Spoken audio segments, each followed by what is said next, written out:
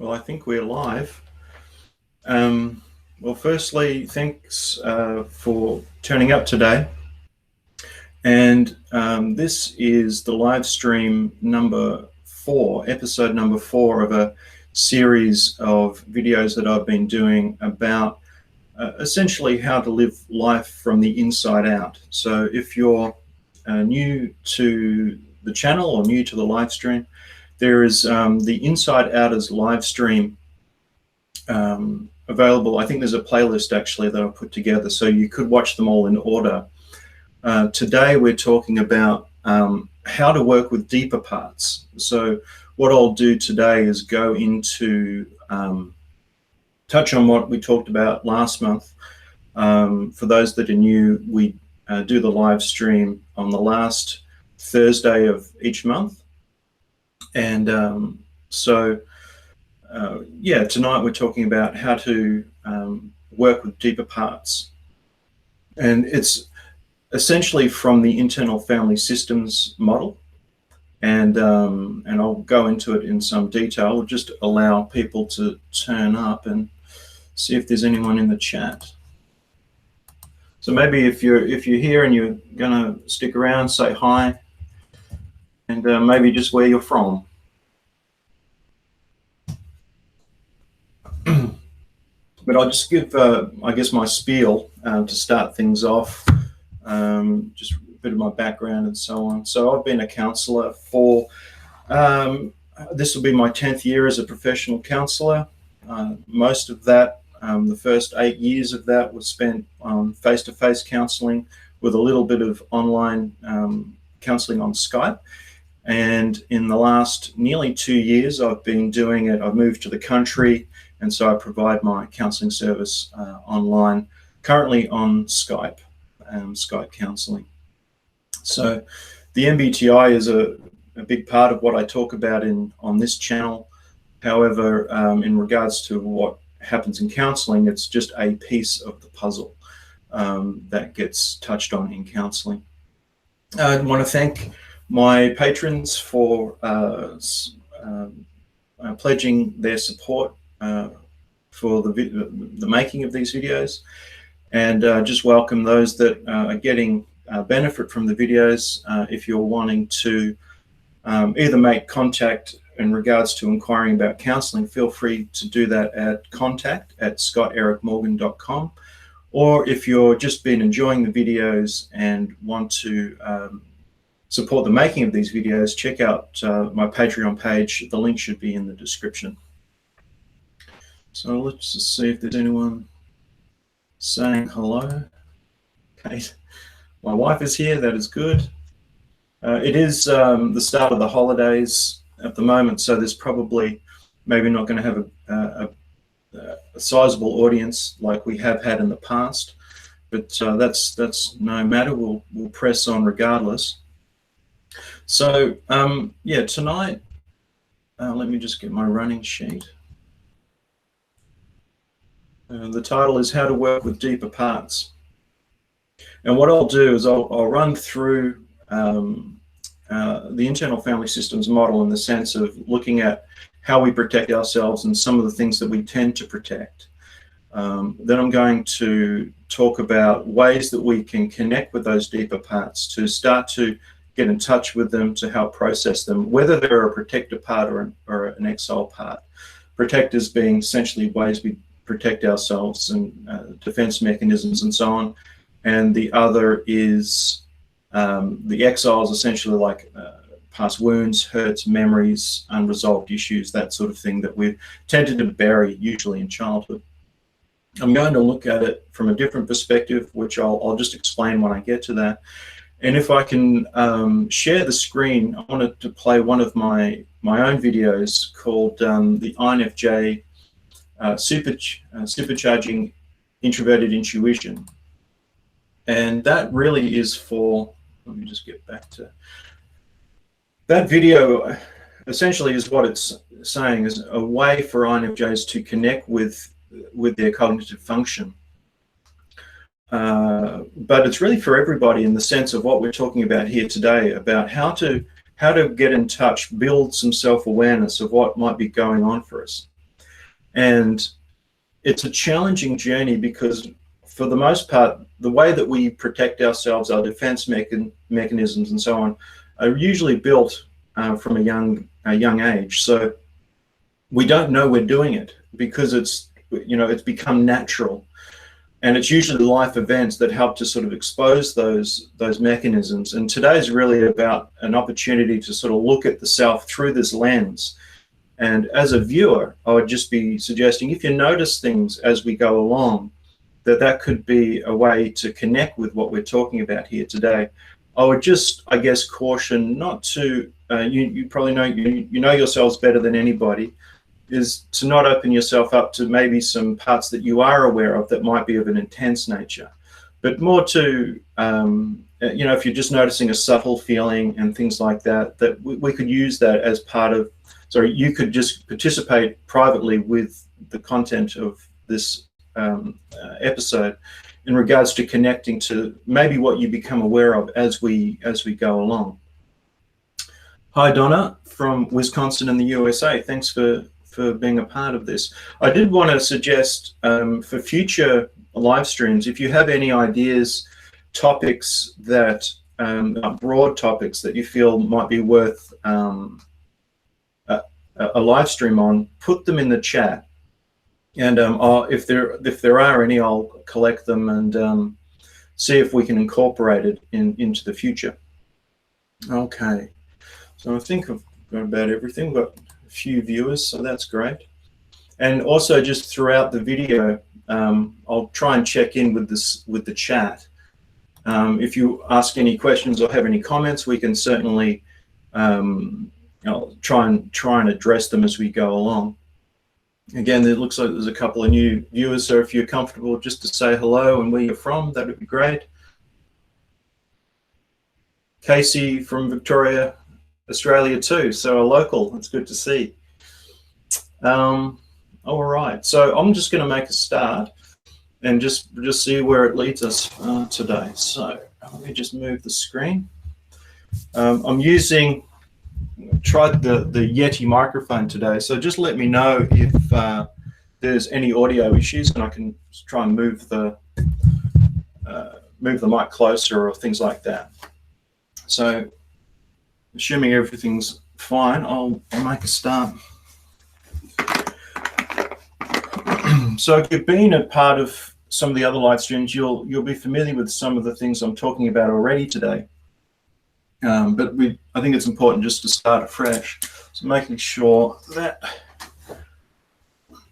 everything can be seen. I might have to write large. So the idea from this IFS, theory, is that we all have a self that is untouched by the difficulties or the traumas that we've had in life. That there is a core, there is a center that isn't affected by all of that, and that oftentimes when we're very rarely living from that place, we often get pushed out of that place of the self early in life for all the reasons that we can think of, and we can start living outside of ourselves in a sense in regards to the protectors and the exiles. So where did I put my pen? There it is. So but a way of recognizing the self, because in a sense, it's like a progressive journey back to who we really are. And so that can be a bit of a process. So rather than it be sort of a black and white, I'm either in or not in my true self, we would say that it's a progressive journey back. And the more that we become self-aware of our of the different parts that we carry and some of the parts that we live from, theoretically would say the more that we're aware of those parts, the more in self we are, because parts of self are like we can live out of limited perspectives of ourselves. For instance, if we've had a bit of a chaotic childhood, we might find ourselves becoming overly controlling of our environment. And in a sense, we become overly monitoring and wanting to control the environment to help the inner self feel a little bit more at peace, because inside it actually is feeling chaotic. So the external control fixes the internal instability, you could say. So where was I now? I guess to bring some transparency to the live stream, coming into the live stream for me does present a little bit of anxiety about being live and things like that. And that's a part that is sort of going on for me, at least initially in a live stream, where I'm feeling like a little self-conscious, making sure that I'm going to present it in a clear way and things like that. And actually, as I talk about it, I notice the anxiety start to reduce a little bit, start to become a little bit more present. Hi, Lynn from Richmond, Virginia. Good to see you. So it's a progressive journey back to the self. And so the more self-aware we become, the more, instead of living from these parts, living out of them and their limited perspective, we can become aware of them and actually see what they do and why they do it. And for the most part, the part that's able to do that is the self. So the way of recognizing the true self, or who we really are, is that it has a calmness about it. These are called the 7 C's of the internal family systems model. So often we can live from parts that are anxious or fearful, or, as I said before, controlling. And so we know we're in true self because there's just a calmness. The true self doesn't need to be convinced of anything. It's confident in who it is, and there's a peace about it, which is the next one, confidence. Hopefully that's red. I might write them a bit bigger, but and that confidence is just like a knowing of who it is, in the sense that it doesn't need to prove itself. It doesn't need to convince anybody that it has value or worth. It just has, the self has value and worth. So it essentially becomes a non-issue. And from that place is just a confidence. From there is courage. The true self can be aware of all the different parts that we carry, and from there can step into something that maybe was anxiety provoking or scary, but the true self kind of is taking care of the different parts, and so can step into a situation with some confidence and with some courage, because the person's coming from that center, and that even though it's aware that there might be a part that's threatened, the true self knows that there's really nothing to be threatened. That, yeah, it might be threatening to go into the situation, but the true self knows that they're going to stay, it's not going to be overwhelming. They're going to stay in self. Hi, Neil, how you going? Good to see you. Okay, so the next one is creativity, or creative. The self can think outside the box. It can have unique thoughts and perspectives. It's like it's got the ability to see the bigger picture. Whereas the parts that we'll go into in a second live from a narrowness, if you like. So you can think, let's say, someone who is living from more of a control place, sort of monitoring and controlling their environment. They're looking out of a narrow lens in order to try to manage some of their deeper vulnerabilities. And when we're in that, we often can't see that we're doing it, and we can't see outside of that. So we actually interpret the world through that lens of control. So what could be a person, just another person doing something very normal, very, very, just normal life, could feel threatening to the person living from a control, because they have a sense that they're not in control of that other person and what they're doing. That's a threat in some way. And then there can be anxiety or whatever there is to then try to control the environment if they can, or control the other person if they can. And a lot of that is automatic. There's not an awareness that they're actually doing it for the most part. And so even if someone's watching right now who might have a little bit of that problem, the more that we talk about it, the more they can kind of separate from that control and examine it a little more and sort of see what it's doing, or even maybe why it's doing it. But I'd see creativity as not just, it's like the self can be creative in the way that it manages the self and all the different parts. But I think from that place can also be creativity in the sense of, like I'm thinking sort of along the lines of art and expression and the way of doing life, not just the managing of the parts, but let's say someone's a writer coming from here, there'll be a greater perspective in order to do their writing from and things like that. So the next one is calmness. Oh, I've already written calmness. Where are we? Or compassion's the next one. The self, the true self has a lot of compassion. And how we know we're in true self is if we become consciously aware of another part. If we're coming at it from up here, we'll have just a natural compassion for the part that's been struggling. That's in comparison to when we become aware of a part and we start becoming critical of the part. And often we think when we're being critical of it, we're being up here, but it's actually just another part. But we'll go into that in more detail. So the true self just has natural compassion towards the rest of the system of the self, you could say, but also a lot of compassion to other people's parts. Whereas when we're operating from different protectors or defense mechanisms, often these parts can have certain ways of judging others and judging the self, and not able to see essentially the why of other people's behavior. For instance, let's say we notice someone living from a control, very controlling, we could judge that controlling behavior, become resentful and so on.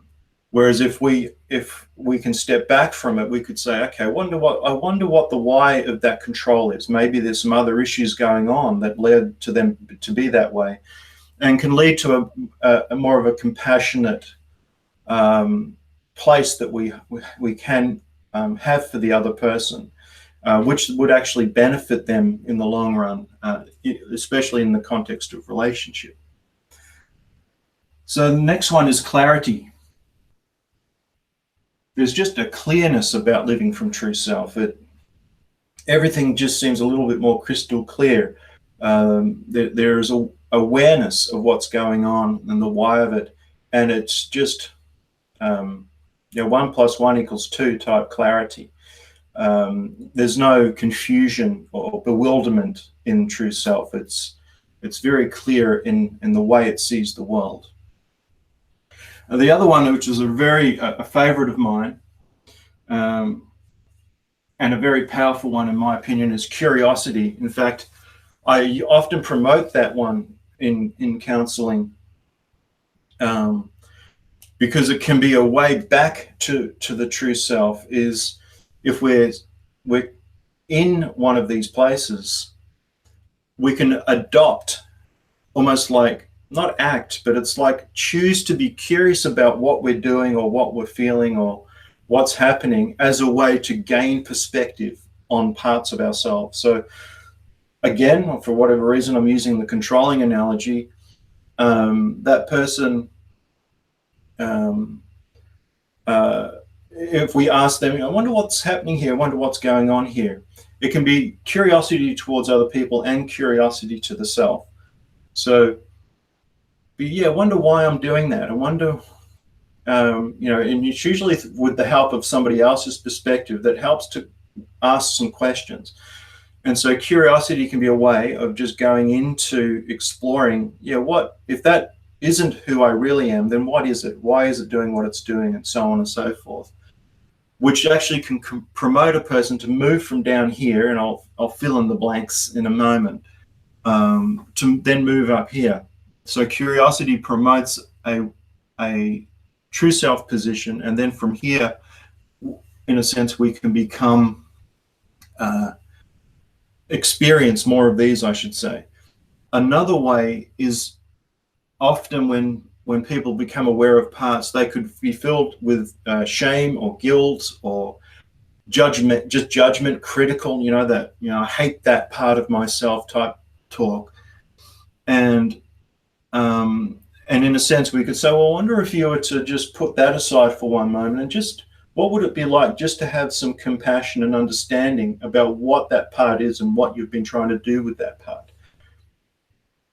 And that can be a way of promoting a different way of viewing what's going on to then promote being up in here. And the other one, in a sense, is kind of the conclusion. I think it's connectedness. So there's a sense of wholeness when we're up in that place. In a sense, the true self knows how to connect to the rest of these other parts that it carries, whereas these other parts are more automatic in what they do. So hopefully that just creates or promotes a way of seeing the rest of ourselves. Let me use a different color just to maybe make it a little more interesting. So then we have our protectors. Another way is calling them managers. And these managers essentially could be internal or external, and a bit of an overlap between the two as well. The other one we've mentioned, a form of protector, is the firefighter, which I'll highlight in a second. And of course, another unique protector is the critic. So I've already mentioned this one. So, we can have lots of different protectors. Control, I've already talked about. I want to go into these in a little bit more detail because last time I sort of just touched on things. So an interesting one to maybe look at is, which I'd say is not rare maybe, but not seen in this light, is scared. Would often think of as an exile or something that we don't want to feel, being scared. But actually, we could also use it as a protector in the sense that we walk around in a kind of an anxious, sort of scared, hyper awareness state that's clear to other people, and that the energy, if you like, that gives off is a way of managing and managing other people. Because if it's like, they're fragile or they're kind of jittery or something like that, then I won't. It promotes the other person to be more tentative or more suppressing of themselves, or sort of distance themselves. I'm not sure if I'm explaining that correctly, but it's like if someone's presenting in a scared / anxious kind of way, in a very outward way, then we're going to be kind of impact on the way that we engage with them. And it might be a way of trying to get us to behave in such a way that settles their deeper selves down, the deeper parts of them down. I hope that makes sense, what I'm saying. I might go over it again later as we go along. But that scared could also be an exile. Make sure we're getting. For instance, maybe childhood was scary and weren't able to manage that scaredness much at all. So then that's an unacceptable feeling that we don't know how to manage, so we suppress it down. And then, in a sense, we could use the control to control our environment to try to resolve the scared, the part deeper down that feels scared. The reality is, though, whether the scared is an exile or a protector, it's mostly, for the most part, unconscious. They're not even aware we're not aware that we're in our parts. So if I sort of be more inclusive in my language, we're often, if we're in these, we're not really aware that we are. We're just doing them. So let me just pause there and just ask, is it clear? Is it making sense? Is there any questions at this point? There might be a bit of a delay, so I'll wait. Just want to make sure that what I'm saying is making sense, is resonating. Might have a drink while I wait. I'm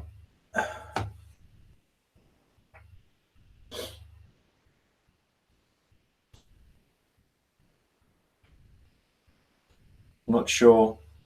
No one's saying anything, so I assume that means we're getting it. Okay. I just invite some commentary, some comments, some questions, just to sort of enrich things a little bit. Can I talk about the firefighters? Absolutely, Lynn. I'll do that. So firefighters, you could say, are more compulsive in their behavior, and they're like emergency behaviors to deal with an exile that feels threatened or feels exposed. A common way of seeing firefighters is they could be addictions. So somebody might have an issue in that area to deal with this, and when this gets triggered in some way, a firefighter comes in. It's like an emergency, like, let's just hose all of this down. Let's numb this out. Another way it can occur is protectors. If you can imagine living from protectors, it's exhausting for a lot. In a sense, some parts at least can get really, really exhausted managing life from this limited space within. And it's almost like that the system without the true self is unbalanced, and eventually it runs out of energy, or it gets tired or worn out, or just, it gets unstable. And firefighters are kind of like, okay, this part of us is not working, and then the firefighter comes in to kind of bring some relief to the system. Imagine someone maybe drinking, using alcohol in this way, could be using it because these parts get worn out, and then the drinking kind of just numbs everything out for a bit. And it's almost like it helps to reset this system again, to try again or keep going. So I hope that makes sense. So they could be like addictions, compulsions, even anger could be a firefighter. Like someone is, everything's fine, and something's building and building and building and building, and then all of a sudden there's like a rage and just an acting out in anger to try and get everybody back, like just back off. Most likely parts are feeling threatened. They don't know how to deal with these, and eventually they feel like they're going to be exposed, and then anger kicks in to try and reset and protect the system. Anger could also just be a general protector that just sits there most of the time. You might have met people that they just have an undertone of anger just sitting below the surface, and you're like, if I just step just a little bit too much to the left or the right, they could get angry. And in a sense, it's a protector. It's also a control. In fact, all these protectors are a form of control to essentially resolve or protect a vulnerability. Most of the time, they're not even aware that they're trying to protect it. Okay. What else do we have here? So another one could be perfectionism. Perfectionism could look like just trying to do everything so, like, in a sense, so perfectly that no one will question it, or no one will see a mistake, or no one will question that. Or it's also as a way of getting praise, and because another one is performance. Sometimes we can have a performance part that just, they bend over backwards for everybody. They're just always doing stuff to get some praise and affirmation, which is really about trying to medicate almost a part that doesn't believe it, that doesn't believe that they're okay, that believes, excuse me, that they're not okay just in and of themselves. They need to perform for approval and acceptance. And so an exile for perfectionism, it could be like being wrong is just such a terrible thing to feel. And that could be birthed out of childhood in some way, shape, or form, where being told that they were wrong was a very shaming thing and a painful thing. And so they have hidden that part of themselves and then use perfectionism or performance to try to medicate that in some way. What else do we have?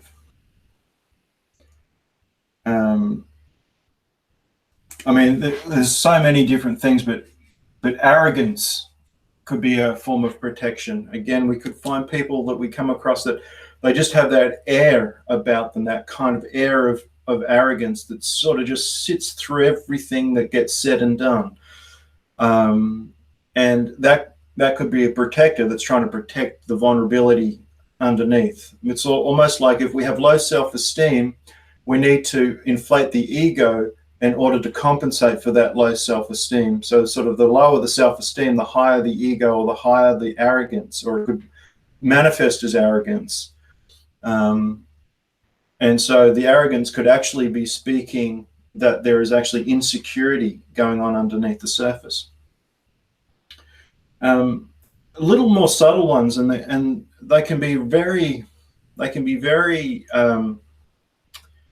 some can be, like a lot of the ones we're talking about could look really obvious. Others can be very, very subtle. And I mean, it's something as simple as a part that does the subject change. You know, something as simple as that. There's probably a better name for that one, but just like whenever the person's something underneath is feeling vulnerable or feeling like it could get exposed, there could be just this part that kicks in just to change the subject, move things around, move conversations and focuses to manage this. But it would be like it could be it could happen very naturally, but it could also happen in a way that's obvious as well. Like, oh, far out! Suddenly we're talking about something completely differently here. You know, and there could be just normal reasons for that, of course. But this point is really to say that there could be really subtle protectors going on inside of us. So what was that you're saying, CZ? Perfectionism and praise, a way to get validation. I am good enough. Yeah. And in a sense, people would say people might have enough insight to say that they believe that their identity is flawed in some way and think they're talking from up here. But yeah, there is actually something wrong with me. In fact, people can think that this is a reflection of who they are, when it's not a reflection of who they are at all. But it can feel that way. It's like, I'm flawed, I'm a problem, I'm a mistake, I don't know what I'm doing, I'm not enough. That I word is really important, because the I statement is kind of a global way of speaking about it, as opposed to saying, I have a part that can feel not enough. That language helps to bring a focus in on the part that feels that way, as opposed to them believing that they actually are not enough or not good enough or something like that.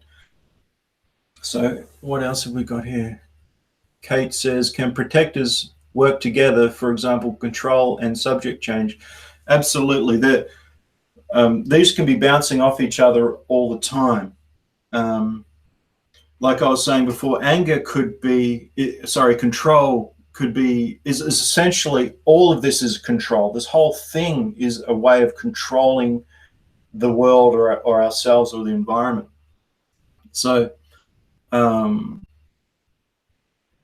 mean, just a rough example on what I'm seeing here is someone could live from perfectionism and perfectionism requires performance. So then the performance part kicks in. But at the same time, because they're performing, they might be doing a whole lot of stuff. And so that perfectionism's kicking in even harder to make sure that the performance is done perfectly.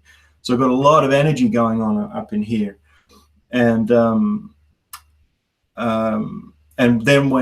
if something falls apart, something doesn't work, we could either slip into a firefighter way of handling it. Let's say something happens that people notice and it's very painful, then a person can sink into a firefighter that douses the pain of that, or I should say, they move into a critic protector, and the critic is there to sort of shame the performance and the perfectionism and the performance parts. So get your act together, work harder, don't do that, you've stuffed it up. Very shaming, and I call it like negative encouragement. It's like a way of trying to promote them to work even harder to not bring any pain to these parts down here, because the critic, ironically, is also trying to help. It's because it thinks if I criticize myself, that's less painful than other people criticizing me. So my parents criticized me growing up, and so now I've learned to criticize myself instead. And it's all to manage some of these exiles, which we'll get into now. So here's my pen. So exiles, as I've said, some people can feel like they're wrong. There's something, being wrong or feeling wrong is very painful. And so they can do this sort of thing. We can do this sort of stuff to suppress this, keep this down. Essentially, these exiles are ways of, in a sense, the protectors want to protect the exile from getting hurt. And they also don't want the exile to come up and, like, the emotion, if you like, flood into the system, because that's painful. But the protectors also want to protect the exiles from the outside world. So there's kind of few relationships all going on at the same time. So like I was saying with scared, and there could be like scared is just another way of saying fear. A person could have a lot of fear deeper down, like, childhood might have been really chaotic or unpredictable, or you never knew what was going to happen, the moment to moment, this sort of thing. So they just live on eggshells. They live in a state of fear. And so that needs to be managed in some way. And then these protectors are basically there to manage the fear. Is there another comment here? Like, we are our own worst critic. Absolutely, that's a key one. Because only an inner protector would know exactly how to shame other parts of themselves. Like, they'll know exactly the right words to use as a way of negative encouragement.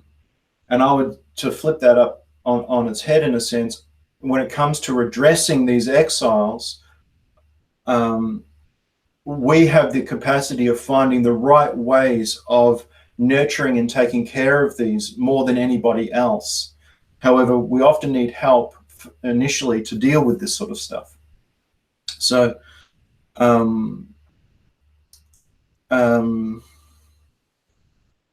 me just get my train of thought. Yeah, so often in counseling, that critic is about kind of asking the critic almost to sit to one side, so that the client can actually, from here, connect to this part at the right time and place in the session, to welcome one of these parts that is often wasn't welcome in childhood. In fact, it was probably created in childhood by its environment, so that it can get processed. So we could have just emotions generally.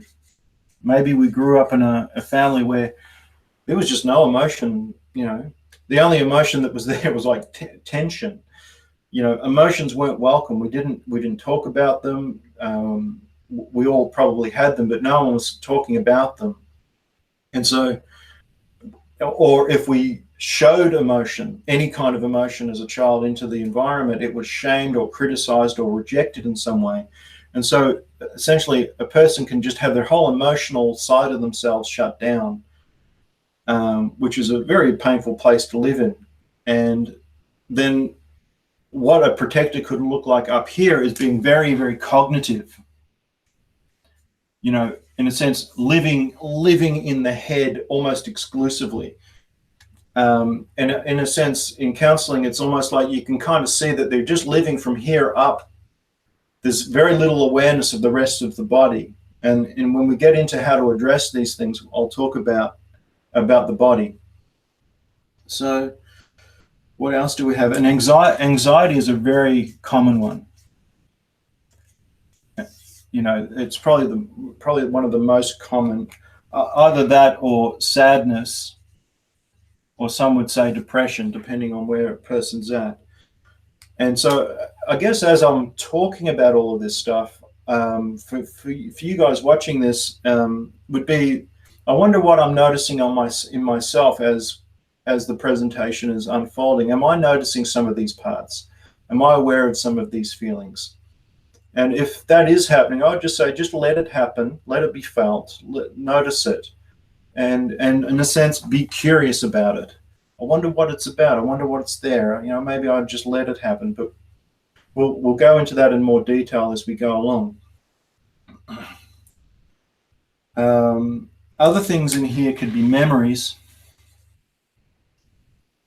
There could be certain memories that are just too painful to remember or to go through, and that could lead to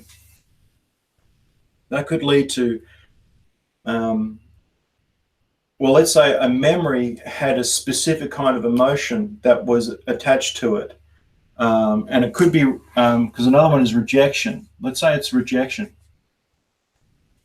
There's suppressed memories where they were rejected constantly as a child, and so in a sense childhood becomes off limits to talk about.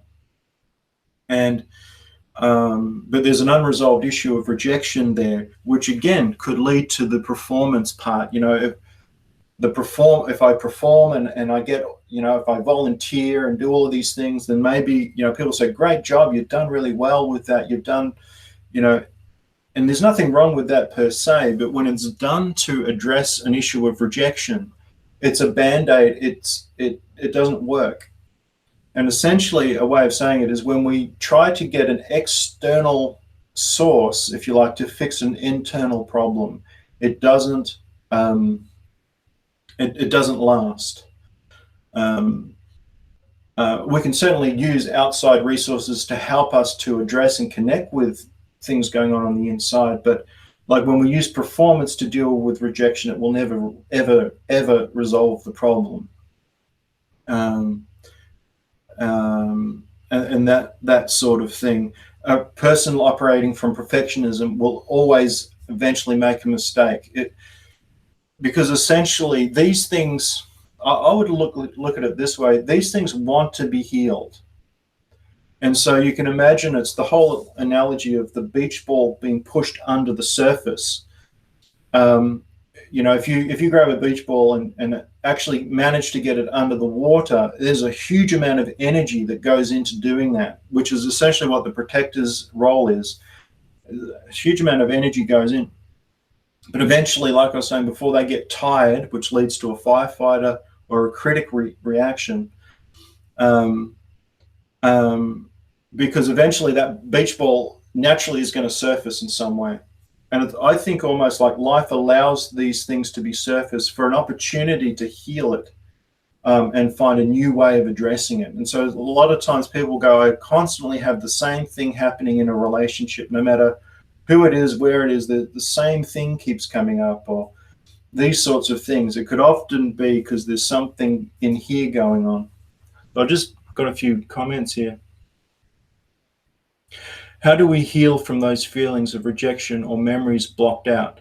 I'll address that, CZ, as we go along. Rejection is like a hit to the self. I would say yes and no, I think, Neil. I think it's not a hit to this self. because this self is unaffected from the rejection. It's a rejection is a hit to the rejected part, is maybe a way of looking at it, or to like I was saying before, it's a hit to the part that thinks it's the self, and but really it's just an exiled part that's carrying a wound that needs healing.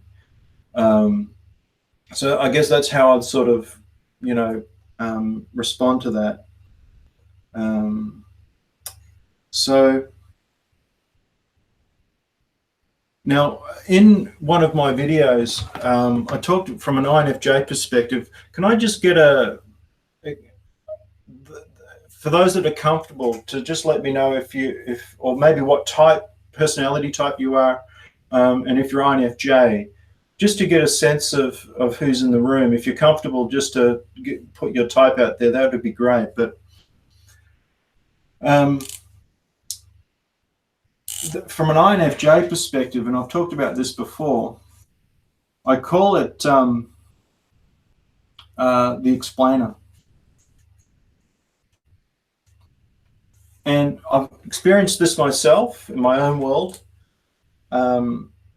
As I became aware of my deeper self, and in a way it can use truth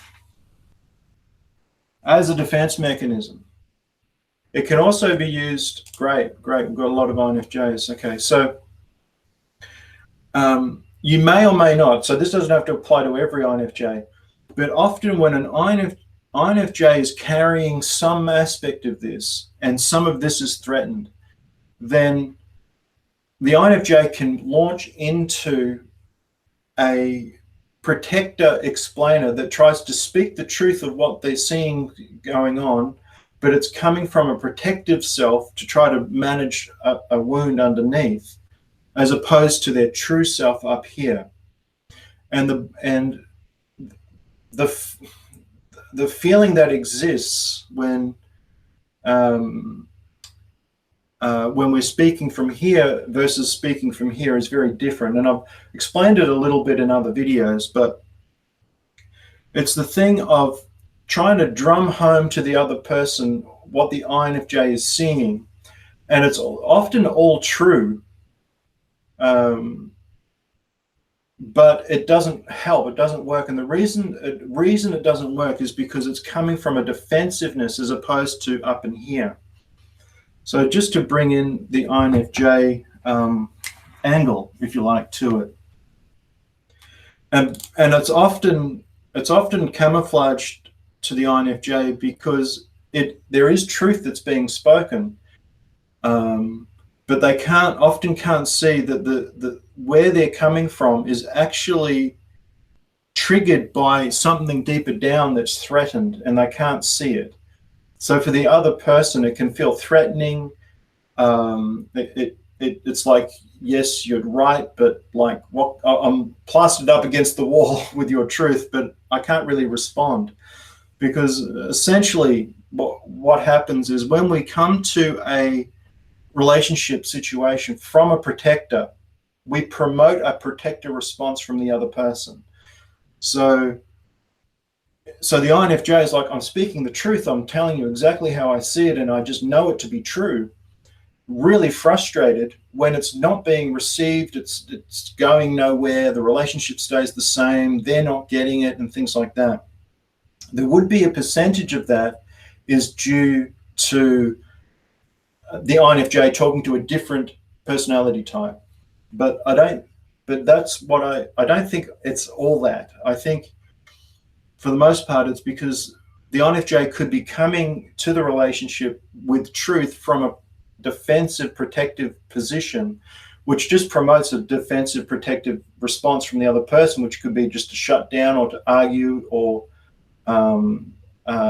withdraw or whatever, just something to avoid the situation because it's unsafe, because it's coming from a protectiveness. Whereas if we're coming from it from up here, we could say the exact same stuff, but from a totally different place within us that promotes dialogue, promotes openness from the other person, because when we're up here, we're owning the vulnerable, scared, hurt part of ourselves, as opposed to coming to the relationship from this protective self, this protective part. So, sorry, from the protective, but also from here. So when we're coming at it from here, we're owning this. We're aware of this. We're aware that we can get cold, we can get harsh, we can use truth as a weapon, that type of thing. And we can own our reality and communicate in such a way that it's an invitation to the other person to engage and receive what's being said, as opposed to just wanting to defend themselves from what's happening.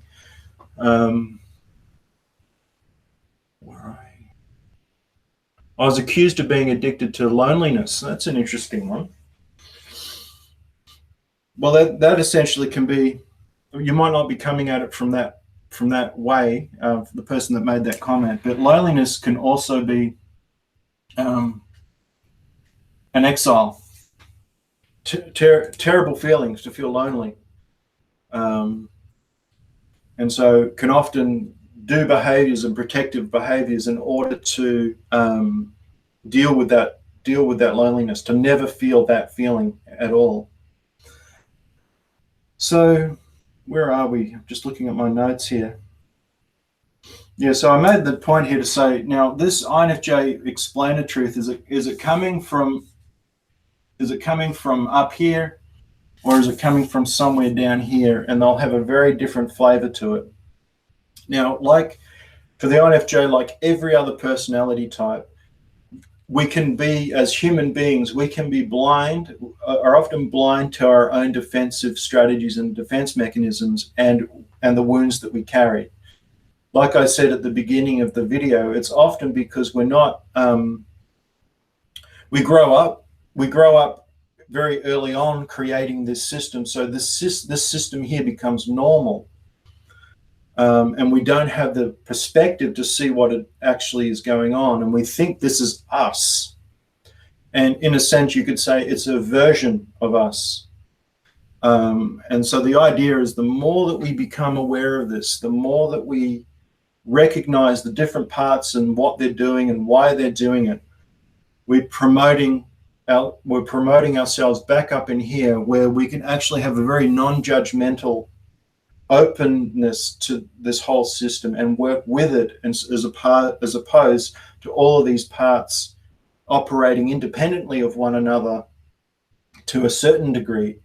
They can be working in collaboration with one another, but it's like we're either in here or we're up in here. We're in a control, then we're in an anger, and then we move into our head and we become very cognitive and things like that, which I think is what happens for the INFJ.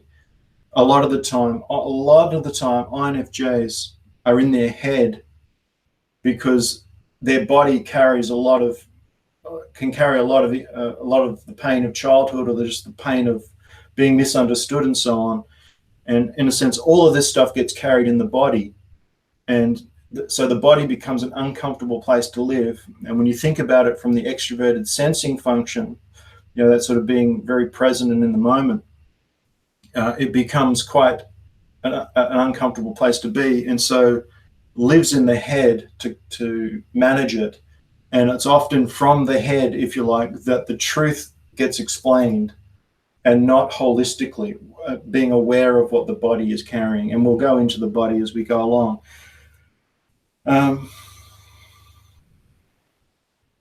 So a way of looking at this, so let me just use a different color here, because we could have all sorts of exiles going on for us. We all have them. We could all write something along this line for ourselves. None of us are immune to this. You could, for simplicity's sake, say that all of these exiles are the little self. That, you've heard the term the inner child and all of this sort of stuff. It's just a way of simplifying it down, that this essentially is like our younger self, our little self that carries the wounds, the pains, the hurts, the fears, and things like that. And part of the journey of healing would be to say, it's not always required, but what's the why of this? Like, why am I being controlling, or why am I feeling scared all the time, or why am I in my head all the time? But those questions essentially require some objectivity, some separation from them to actually recognize them. So sometimes it's about finding out the why. So someone could say, like let's say in counseling, can discover, yeah, there seems to be a real scaredness here. Like I feel like you're a bit jumpy, and you're a bit like your eyes are sort of looking like you're afraid of something. And that could be the first time a person's ever been asked that question. And that question can actually shine a bit of a light onto some of this. And then the why question can sometimes be helpful, saying, I wonder why it's there. I wonder what the why of it is, a helpful way of saying it. Because the why question in and of itself is confronting, like the who, what, when, where, and why. There's a softness to those questions, whereas the why is kind of like, like, why did you do that? Why is that happening? It's almost requires a direct answer, and which can be unhelpful. So asking what could the why be about this is a gentle way of being curious as to what this could be about. And for the person that is carrying scared or fear, could take them back to their childhood and go, yeah, well, I mean, childhood was, mum was always in a bad mood, or dad was in a bad mood, and there was, never knew what was going to happen, and plates getting thrown around. Like, some of this is cliche, but it's also not as uncommon as we might think.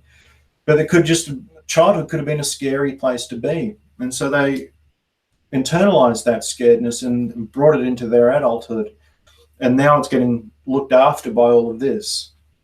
So getting in touch with the scared, yeah, childhood was scary. Okay, well, let's talk about what happened. What was it like for you? What happened? Where did that happen? And what can you remember what was going on for you at the time? Can help broaden the narrative of the scared and help normalize it. But at the same time, they're being able to talk about their scared in an environment that's very safe. And so they can actually be processing it to some degree. On one level, be processing it, but at the same time, they can manage that a lot more effectively in their life when they're going somewhere and they start to notice the feeling, and they know where it's come from. And so from there, they're able to say, okay, well, I know what that is, and actually, this isn't childhood. This is a different set of circumstances, and we're actually safe. We're okay. Things are okay. And that's just a general way of sort of describing that. I'm just wanting to make sure that I've covered this. I did a little while ago, a few years ago now, I wrote a blog series, I think three articles, called How is Your Mini-Me? And essentially the mini-me being the inner child, the younger parts. Looking at it to some extent from this perspective. It's on my website, scottericmorgan.com. If that's of interest to you, you can go over there, and I'll leave it in the chat after this. Sorry, in the description after this video, as a down-to-earth way of furthering one's understanding and awareness of what's going on within. So that might be of some help as well. So. Okay, I think that pretty much covers it in regards to how to start looking and being aware of what's going on within us.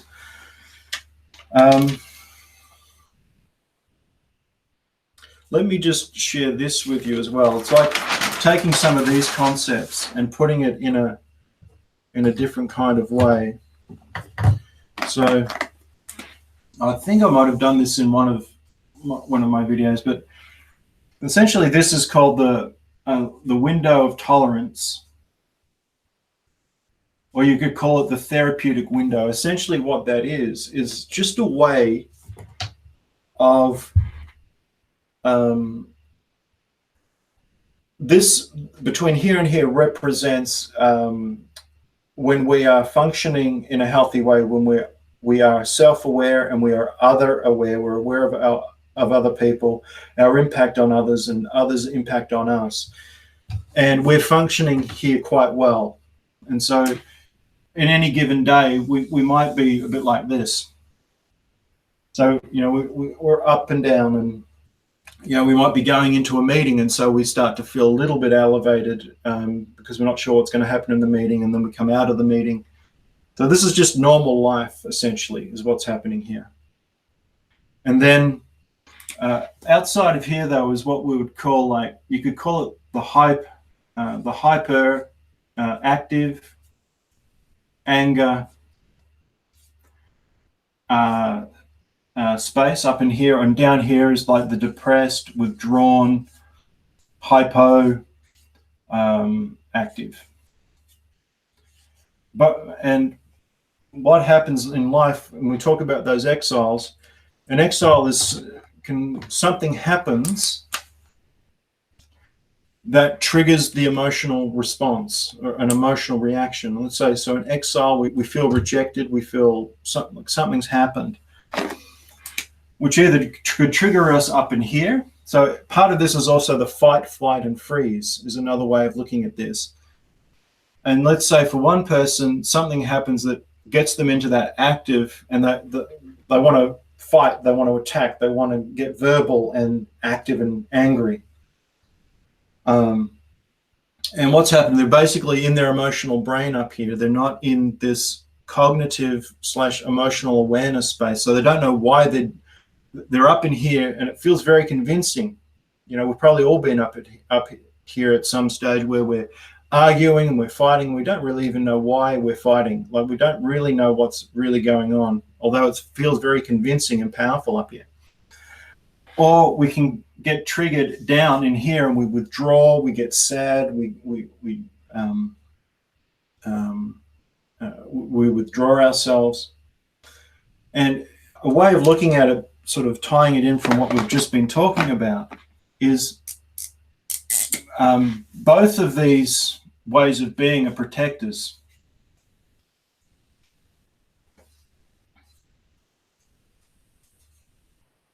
This is a protective reactions to an exile being triggered. And so often if it's activated, it's in an anger space. If they're dealing with another person, the other person could actually do this one. So one person is being very active, arguing, fighting, verbal, that sort of thing, whereas the other one's withdrawing, shutting down, and that can actually lead to the protector being even more active, because let's say the trigger was rejection. So they're experiencing this person withdrawing and such as confirmation of the rejection, and so it gets even more upset, which causes this person to withdraw more because they're feeling threatened and they're feeling rejected by the protector in the other. And little do anyone know, and it's just normal life when we are triggered in this way, is that this is the issue. Whatever the trigger is the issue. But usually what gets argued up in here and all of that is not the issue. They might be talking about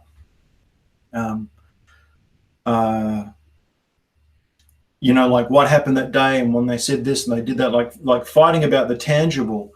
But the tangible has nothing to do actually with the rejection that gets triggered. And so usually what happens is this, you can't stay up in here forever. It's too exhausting. And you could say, for the most part, that here is, let's just call it true self, or just self. This is when we're living in a healthy place of self. This is when we're operating in a protective response due to an exile that gets triggered to push us out of the self.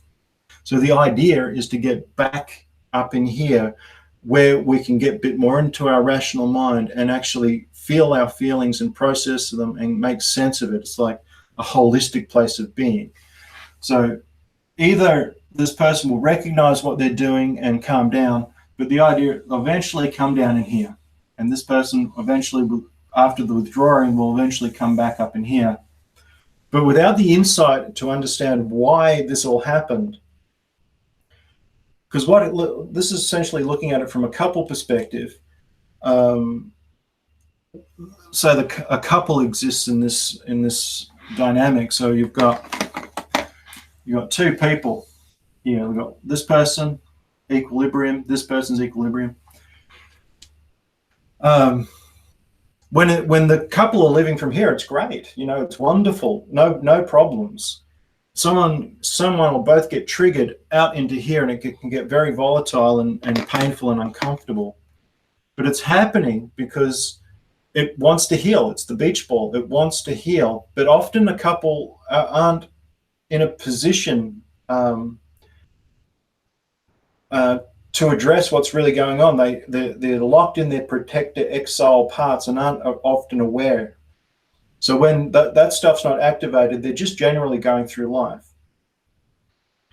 So what can happen is it's like almost like a cycle that a couple can get involved in, is they get triggered, one gets angry and hostile, the other withdraws, or when both get angry, that can get pretty dicey, or when both withdraw, that no one's talking.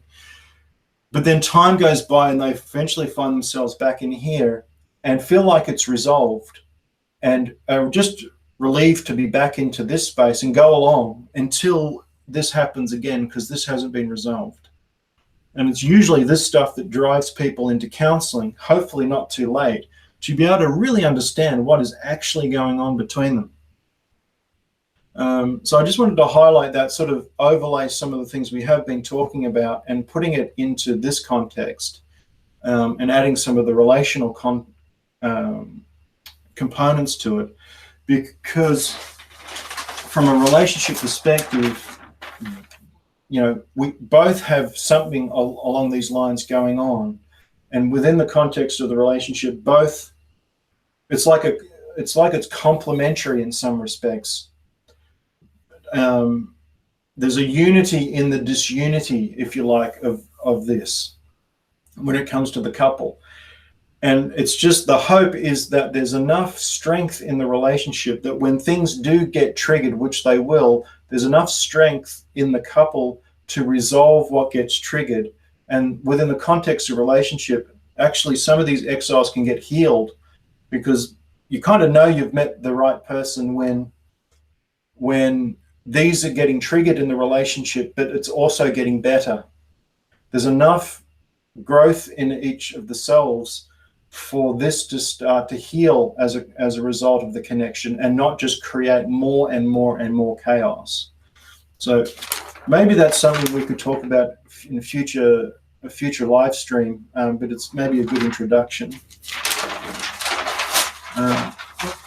So I'm just going to check the chat, because there's been a few things said and there might be some relevant stuff for us to engage with.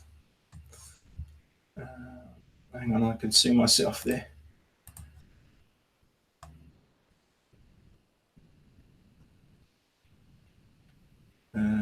Lots of INFJs.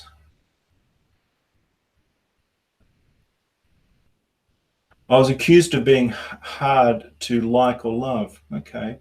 Also, what does it mean when someone says says your other people weakness? What? Also, what does it mean when someone says your other people weakness? I'm not quite sure what the question means. Michelle, that all makes sense. Great. Mr. Killswitch, you actually, yeah, one of my favorite comments I remember just a few weeks ago. Another reason to marry well, we both know how the ups and downs work enough to give each other the breaks they need. Yeah, absolutely. Yeah, absolutely. So in regards to like working with our sort of fresh awareness of the stuff going on within us, is a simple acronym notice, acknowledge, welcome. Let me do this one in a different color because it's optional. Share. So maybe for some people watching the live stream today, as we've been talking about all the different parts and all the things going on, could become aware of certain parts. So yeah, I've got that. I can notice that feeling, or I can feel that. I just welcome, I just encourage, if you're feeling comfortable to it in a sense, is to notice, just notice it. So we just notice, yeah, I've got, yeah, there's this feeling here. This is happening. Now, how it can connect to the body, because often if it's an exile part, it's going to have a physiological part or reaction to it. Essentially, we feel and carry our feelings and our unresolved emotions and hurts and so on in our body. You know, it's not uncommon for people to, when they're angry, they could feel like this energy in their chest, or their hands feel heavy, or they've got pins and needles in their head, or when they're feeling anxious, they feel it in their stomach. We feel it in our stomach a lot of the time. Or when, you know, when we may be feeling a little upset, we could feel a little tightness here. And the idea in the noticing phase is just to notice where it's happening. So, okay, let's say I'm feeling sadness. Okay, so how do we know we're feeling it? Well, often we can feel it in our body in some way. And sometimes it could be in the whole body could feel it, or it'd be in the stomach. And so just bear with me a second. So we've noticed the feeling. We can feel it in our body. Now, the feeling it in the body can be a tricky one, but it's always just worth asking that question. So the next one is acknowledge. And a way of acknowledging it is to actually put our hands where the feeling or the sensation is taking place. So it could actually be a sensation as opposed to a feeling. So let's say it's happening up in here. So we can sort of put our hands there. And what we're essentially doing is we're really saying to this part of ourselves, because it's ultimately all us, but we can have relationships with parts of ourselves. So we essentially say to ourselves, by putting a hand there, I care about what this feeling, or I'm going to care about this sensation. It's moving back up into the true self response. You know, I'm going to be curious about it. I'm going to be compassionate. I'm going to be welcoming to it.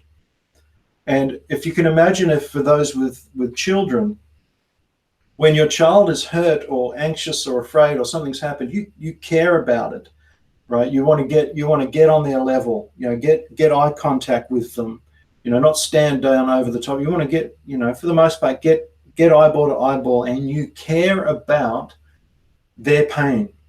And that can often reduce a lot of their pain, just because their caregiver is also caring about their pain, actually can help reduce the pain.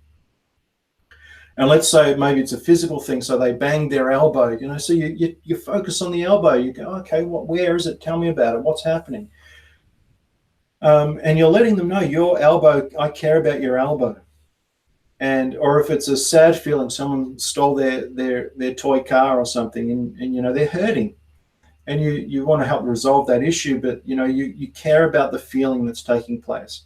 So it's essentially transitioning that onto oneself, and that we have that little child on the inside, and putting the hand there essentially says, I care about whatever this is, even if I'm not sure what the sadness or the anxiety is about. I'm going to consciously care about it. And what a lot of people do with anxiety is they try not to feel it. You know, it's an uncomfortable, unwelcome feeling, and we can distract ourselves from it. So we want to do the opposite, essentially. Now, it's for some people, there could be other issues going on that makes this a little bit more confronting. And so I would suggest just being wise about doing this, because I'd just be encouraging to do it on sort of more gentle sensations and awarenesses. Just don't want anyone sort of triggered and beyond what they can handle. So, but essentially, let's say there's a sadness. So we welcome it. We allow ourselves to feel it. And sorry, I'll get into the welcome. It's the acknowledging. The hand on the part of the body is the acknowledgement. And you can imagine if you're doing this with me, and I would encourage you guys to do it if it's working for you, is there's a warmth, like hand on the body, it starts to create a warmth. And it's really kind of saying to that the little self, I'm here for you. I'm consciously going to sit with what's going on for you. And that can be enough for people for it to start to reduce the sadness. The sadness could turn into tears. The sadness could be felt a little bit more strongly, if you like, because they're actually welcoming the feeling. Let's say sadness was never welcomed in the family of origin. It was just a no-go zone. We don't like that feeling in this household. So they're going to have a lot of sadness if that's the case. So welcoming it is the opposite of what happened in childhood. And then it starts to be felt, and they can get a release from the sadness and have someone, if it's happening within the counseling process, they've got someone there saying, your sadness is welcome. It's okay to have the sadness. So that essentially brings us into the third one, the welcoming stage, is essentially saying to ourselves, just for right now, I'm going to feel it. I'm going to feel what's happening. I'm going to welcome it. I'm just going to sit with it. It's almost like you kind of rest into taking a breath. I'm just going to rest into this feeling or this sensation and be curious about it and welcome it and let it know that it has value. And the true self can say that, in a sense, it has value. This part of me has value. Whereas a critical part, there could be a critical part that actually shames the sadness. Stop it. It's a message from childhood. Don't show that sadness to anybody. It's not welcome. So we want to welcome it and let it be felt. And that could happen quite quickly, or it might take a little bit of time, just sitting with it. And because you could notice some protectors kicking in that automatic. So, oh no, like, not allowed to feel that. That's dangerous. That was unwelcome. That's going to bring us pain if we feel the sadness. And again, it's that being aware of that and saying, and being aware of that dialogue, or even being aware of a critical part that sort of says, stop feeling that way. You have no right to feel sad, this sort of thing. So we want to be aware of the protective parts and ask them if they would just be willing to sit to one side. And that can take some work to get there, but just introducing the whole idea is really just to welcome and sit with whatever the feeling might be, and it could be happening here, or it could be happening in the shoulders. A lot of people who have had unexpressed, like they didn't have a voice as a child, or they were speaking up was dangerous, or was never welcomed, so they weren't allowed to have a voice.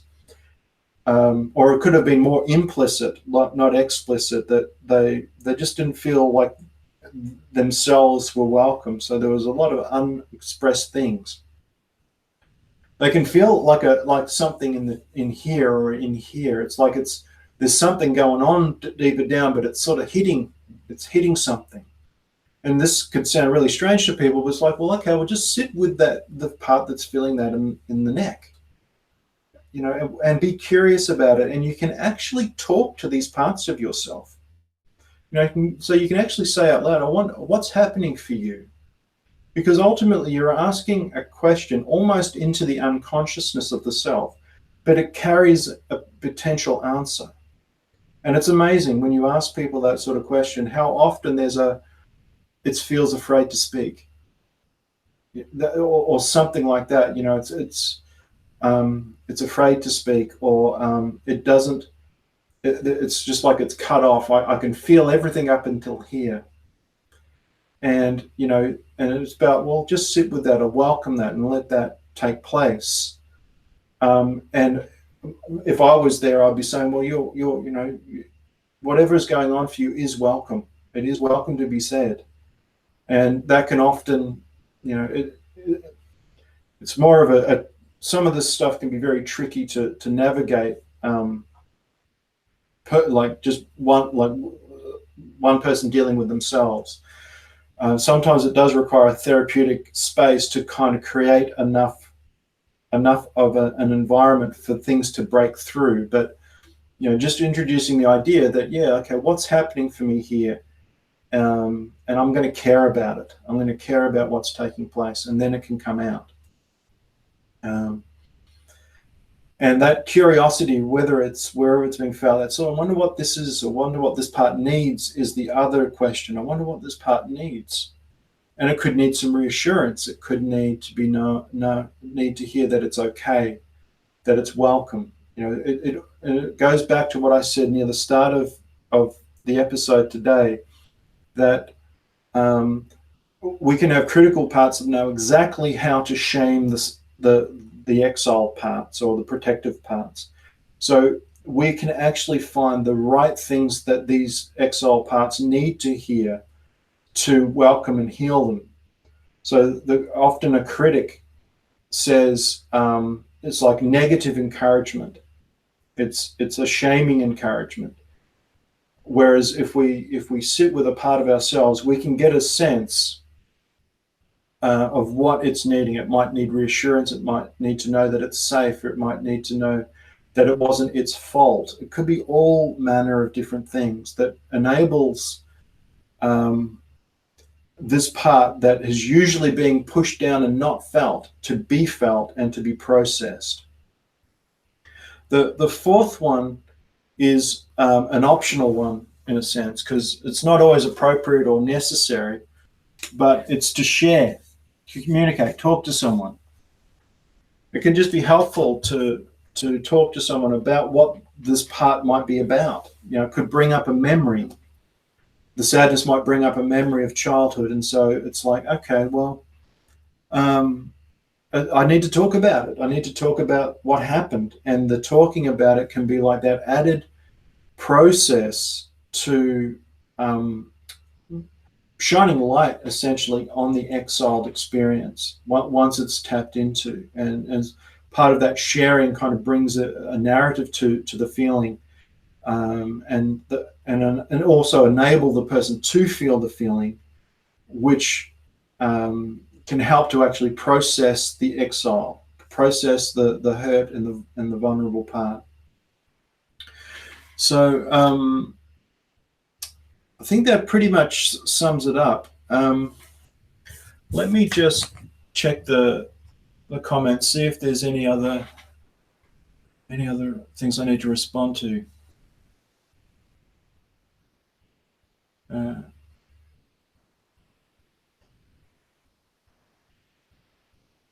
Let me try and put the article. Let me see if I can put it in the chat, see if it makes any difference. So, like I said at the start of the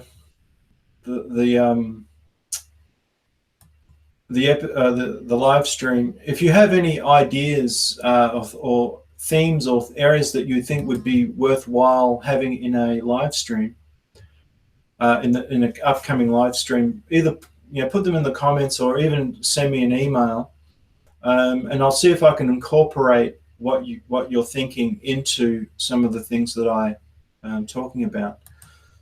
Okay.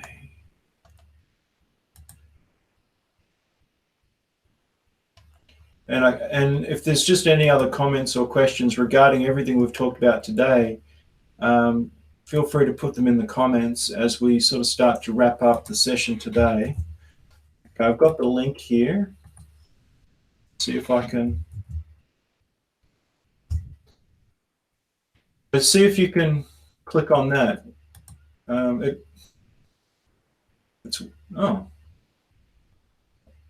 that's strange. It's not worked. Why hasn't that worked?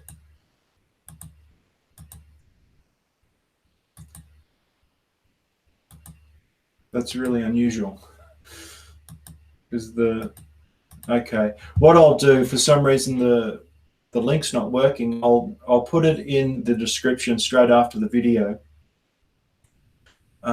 Too much anxiety today. Have to go. Thanks for sharing. Okay, Neil. All right. I hope all is well for you. Or he was joking. I'm not sure. My jaw muscles are always tight. Maybe I'll try talking to them. Yeah, that's very possible. I would certainly suggest just feeling them, just sort of, allowing it to be experienced and felt, and hopefully that helps.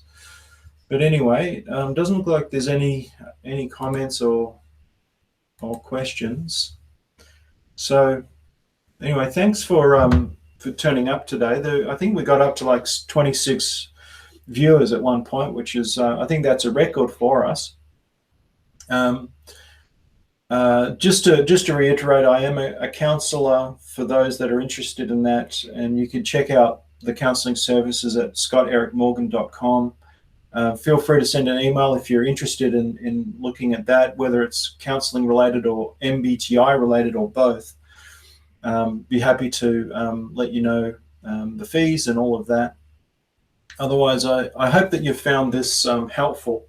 I would just say that if some things have come up for you, to just notice it, or if you're finding it's a little too overwhelming, or it's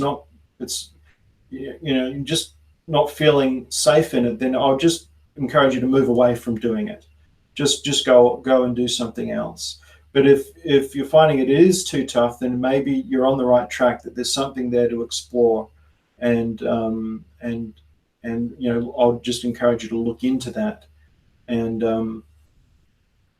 so anyway, there's still 18 viewers, but no one's got any other questions. So maybe we'll leave it there for today. It actually went longer than I thought it would, which is usually the case for me. I just want to say thanks for you guys turning up, and if you guys that support the channel and watch the videos, I really appreciate appreciate you guys watching them and getting things out of them, and certainly plan to make more videos and just see where this goes. And anyway, thanks very much for watching today, and I'll see you in the next live stream, which will be in 1 month's time. It's going to be Thursday the 26th of May in the evening US time, or for people in Australia or around here, it'll be Friday the 27th of May.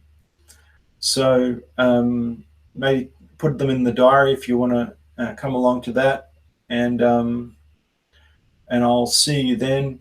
I'm not quite sure what the next topic will be. I just kind of like to just leave it open to see sort of more intuitively where it needs to go, which area to focus on next. So we'll see. I'll just see where that takes me. But if you've got thoughts or ideas, feel free to let me know, and I'll see if I can incorporate it in an upcoming live stream. So thanks everybody, appreciate you, and I'll see you again in another live stream.